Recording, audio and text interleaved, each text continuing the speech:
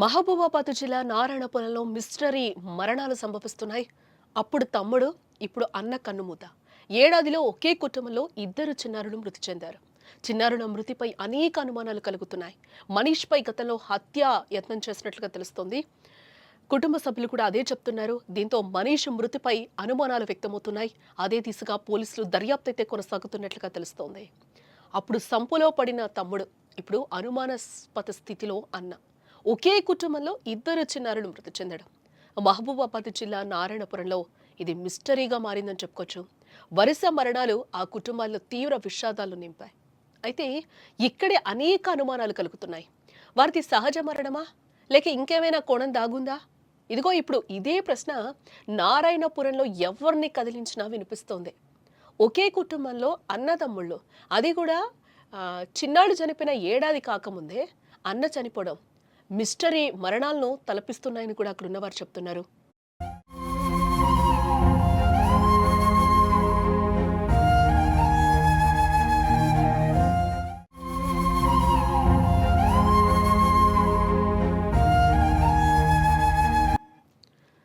మహబూబాబాద్ జిల్లా కే సముద్ర మండలం నారాయణపురం గ్రామానికి చెందిన ఉపేందర్, శిరీష దంపతులు.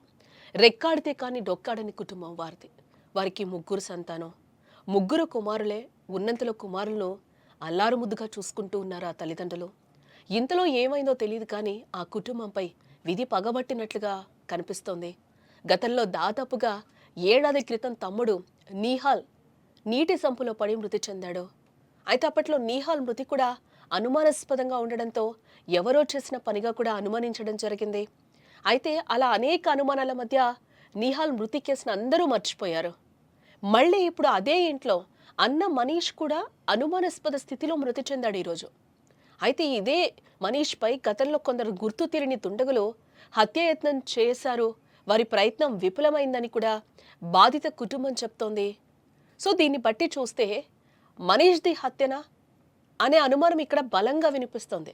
ఎందుకంటే ముందు ఇక్కడ హత్యా ప్రయత్నం విఫలమైనట్లుగా కూడా మనకి తెలుస్తోంది. ఒక్కసారి కాదు, 2 సార్లు కాదు, చాలా సార్లని కూడా కుటుంబ సభ్యులు ఇక్కడ చెప్తూనే ఉన్నారు.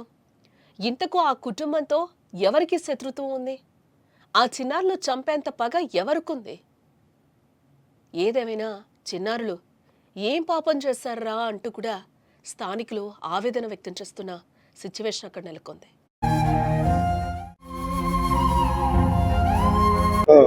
గతంలో నీకు ఎంతమంది కొడుకులు? నీకు ముగ్గురు. చిన్న కొడుకు మరి ఎలా చనిపోయాడు? వాటర్ లో పడ్డాడు, హౌస్ లో. ఎన్నిసార్లు పడ్డాడు వాటర్ లో? Two times. మళ్ళీ మళ్ళీ ఎక్కడ చనిపోయాడు బాబు? హౌస్ లో పడే చనిపోయింది. మళ్ళీ అప్పుడు నీకు అనుమానం రాలేదా? అనుమానం వచ్చింది కానీ అది నేచురల్ గా జరిగింది కావచ్చు, నడిచే బాబు కదా అని. 3 సార్లు ఒకటి వారం రోజుల 3 సార్లు అదే గుంట పడ్డాడు, 4వ సారి చనిపోయిండు. అప్పుడు నీకు అనుమానం రాలేదు? ఈసారి కూడా చిన్న పెద్ద కొడుకు కూడా ఒకసారి హత్య అయితే జరిగింది, కత్తి పెట్టి పోయిన గోసిల్లు. ఇప్పుడు హత్య చేసిన ఊరి పెట్టి, అయినా నీకు ఎవరి మీద అనుమానం రావట్లేదు. మరి నీకు ఇంకా కొడుకున్నాడు, ఇంకోటి నిహాలున్నాడు. మరి వాని పరిస్థితి ఏంది? అదే అక్కడ దాకా రాకుండా ఇప్పుడు అప్పుడైనా పోయింది, అయిపోయింది. ఇప్పుడైనా కొంచెం గట్టిగా తీసుకుని పోలీసు వారిని కోరుతున్నా. మా ప్రతినిధితో వాళ్ళ తండ్రి మాట్లాడినప్పుడు కూడా అదే చెప్తున్నాడు. హత్యా ప్రయత్నం జరిగింది 2 సార్లు, 3వసారి అదే సంపులోనే జరిగింది, 3వసారి కూడా ఆ సంపులో పడే చనిపోయాడు అని కూడా ఆ తండ్రి అక్కడ వాపోతున్నాడు. ఎవరి మీదైనా అనుమానాలు ఉన్నాయా అని కూడా మా ప్రతినిధి అక్కడ అడుగుతున్న సిచ్యువేషన్స్ అయితే కనిపిస్తున్నాయి. బట్ మాకు ఫస్ట్లో అనుమానం లేదు అని కూడా ఆ తండ్రి చెప్తున్న పరిస్థితి అక్కడ కనిపిస్తుంది. ఇతనికి ముగ్గురు కుమారులే. ఆ కుమారుల్లో కూడా ఇద్దరు కూడా ఈరోజు అనుమానాస్పద స్థితిలోనే మృతి చెందారు.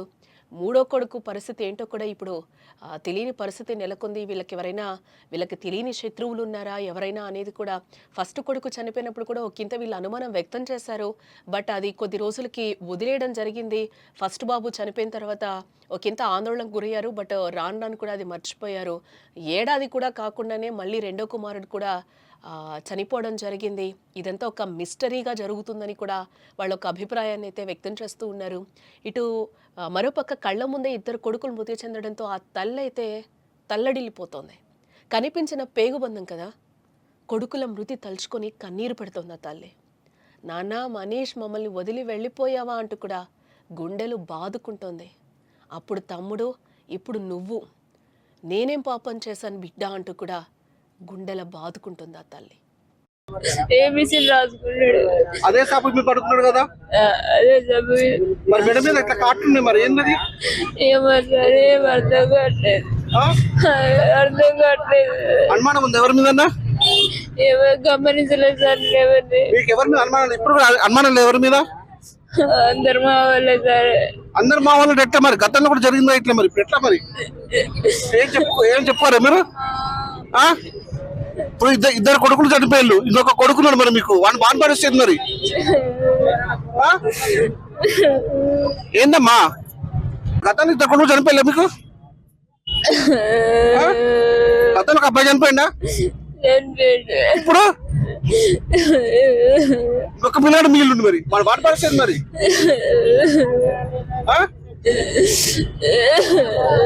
ఏందమ్మా? ఆ తల్లి బాధ అక్కడ వర్ణనాతీతంగా ఉందని కూడా మనం చెప్పుకోవచ్చు. ఆ తల్లి మాట్లాడే సిచ్యువేషన్లో కూడా అక్కడ కనిపించలేదు. ఆ తల్లికి ఈరోజు కడుపు కోతే మిగిలింది. ఇద్దరు కొడుకుల్ని కూడా సంవత్సరంలో, ఏడాదిలో ఇద్దరు కొడుకుల్ని కూడా పోగొట్టుకున్న పరిస్థితి తనదయ్యింది. అక్కడంతా కూడా గ్రామంలో విషాద ఛాయలే అలుముకున్నాయని కూడా అక్కడ మనం చెప్పుకోక తప్పదు. ఇంకొక కుమారుడు ఉన్నాడు. ఆ కుమారుడు పరిస్థితి ఏంటి అని అడిగితే కూడా తను చెప్పే సిచ్యువేషన్లో లేదు. ఎవరి మీదైనా అనుమానాలు ఉన్నాయా అంటే కూడా ఆ తల్లి కూడా ఏమీ మాట్లాడని పరిస్థితి అక్కడ నెలకొనుంది. తను ఏం కూడా ఆ బాధని చెప్పుకోలేకపోతుంది. తను ఏమన్నా డిమాండ్ చేస్తున్నావా అమ్మా అని అడిగితే కూడా ఆ తల్లికి నాకు ఏం తెలీదు అని చెప్తుంది. అంతా తనకు ఒక అయోమయంగా ఉంది. ఎందుకంటే ఏడాదిలో ఇద్దరు కొడుకులు చనిపోయిన పరిస్థితి ఆమెలో ఉంది కాబట్టి ఆమె ఏం చెప్పలేని సిచ్యువేషన్ అక్కడ నెలకొందని చెప్పుకోవచ్చు. ఇంకొక కొడుకున్నాడు. ఆ కొడుకు పరిస్థితి ఏంటో కూడా అర్థం కాని సిచ్యువేషన్. ఏడాదిలోనే ఇద్దరు కొడుకుల్ని పోగొట్టుకుంది. నేనేం పాపం చేశానురా అంటూ కూడా ఆ తల్లి తల్లడిల్లిపోతుంది. ఆమె బాధను కూడా ఎవరూ తీర్చలేంది. అక్కడంతా కూడా తీవ్ర విషాద ఛాయలు అలుముకున్నాయి. ఆ చిన్నారుల మృతితో కూడా ఆ గ్రామంలో అన్నీ కూడా తీవ్ర విషాద ఛాయలు అలుముకున్నాయి. ఇక చిన్నారుల వరుస మరణాలపై పలు అనుమానాలు వ్యక్తం చేస్తున్న పోలీసులు చిన్నారులది హత్యనా లేక సహజంగా జరిగిందా అనే కోణంలో కూడా పోలీసులు దర్యాప్తునైతే కొనసాగిస్తున్నారు. ఇక లేత్తలేడు, అగలేత్తలేడు, చేతులన్నీ కట్టెదరుచుకుపోయినాయి. మనిషి అని లేపిన పిల్లలు మనోళ్ళు లేపిన మనిషి అని చేయబట్టి గుంజితే కట్టె దరుచుకపోయింది, ఇట్టినే వంక పోయింది. ఓ నావా నా కొడుకు ఏమో వంకర పోయిన చేతులన్నీ కాళ్ళనే ఆయన మాత్రం లేపుకొని వచ్చిన కింద గులబడి ఏడ్చినాక మా కోడలు వచ్చి ఆమె బా కోడలు వచ్చి నువ్వు అంతా అదురు పెట్ట కాగత్తమ్మని ఆ పిల్లరి చేతులు కాళ్ళని నలిచింది. తీసుకుపోయిండు హాస్పిటల్కి, తీసుకుపోయారు బండి మీద. ఆ నుంచి వచ్చిళ్ళు చచ్చిపోయిండు అని చెప్పింది. ఇంటికి తీసుకొచ్చిర్రు. నేను ఇప్పించొద్దని చూడ నా కొడుక.